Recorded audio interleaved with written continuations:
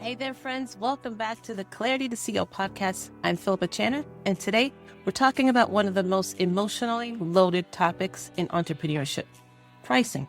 And it's not just should I raise my prices, but whether your entire pricing strategy is outdated for the level of business you're trying to build. If you've been feeling like you're working harder than your revenue reflects, or you're booked but not building wealth, or you're undercharging and quietly resentful, this episode's for you. Now, before we dive in, two quick things. If you need help restructuring your strategy in a way that supports your revenue goals, come join me for the free Strategic Marketing Canvas workshop.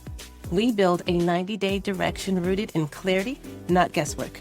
The link for this is in the show notes. And if today stretches your thinking, my book, When Clarity Leads, goes even deeper into the mindset and structural shifts that is required to build a sustainable and profitable business. So check the link in the show notes below. You can either sign up to be notified when pre-orders are open or sign up for pre-orders if they're ready. Let's talk about pricing like a CEO. Guys, pricing and your pricing strategy is definitely a touchy one because most of us, especially in the beginning, get it wrong. I can't tell you how many female entrepreneurs just are way underpricing ourselves.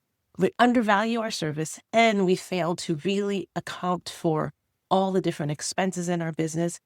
And that really shortens our ability to profit wisely. So let's talk about all the different ways that this is going to make an impact in our business. First, most entrepreneurs price from fear, not strategy. That honestly, I think is the root of the issue. Many entrepreneurs are pricing it based on what they think people can afford, which, we should not do that. What their competitors are charging, what feels quote unquote safe, and what won't make them uncomfortable. That is not strategy. That's emotional pricing.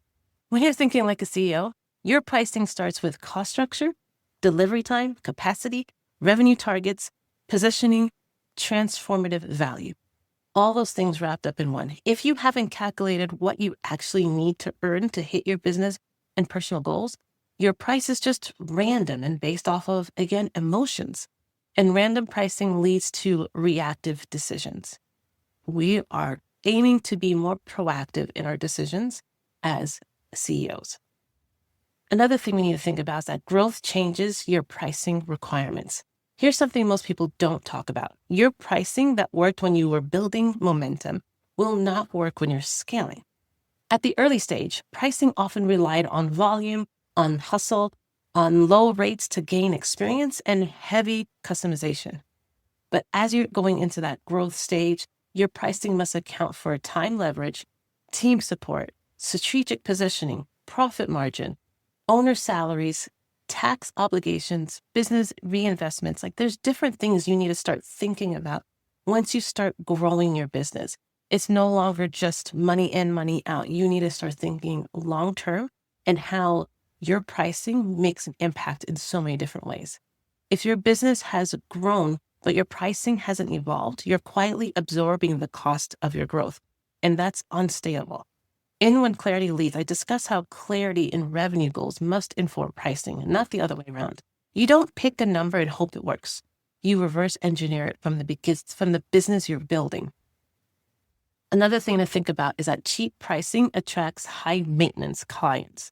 We don't want those. Let's be honest. Underpricing doesn't just affect your bank account. It affects your client experience and it impacts the clients that are attracted to you. When pricing is too low, your clients question the value that you have. Boundaries start to blur because it's easy to take advantage of something that they don't really value. Scope creep really increases. And trust me, we've all been there, done that. And expectations begin to inflate. Even though it's weird, even though they're paying less, they expect more, which is so hard.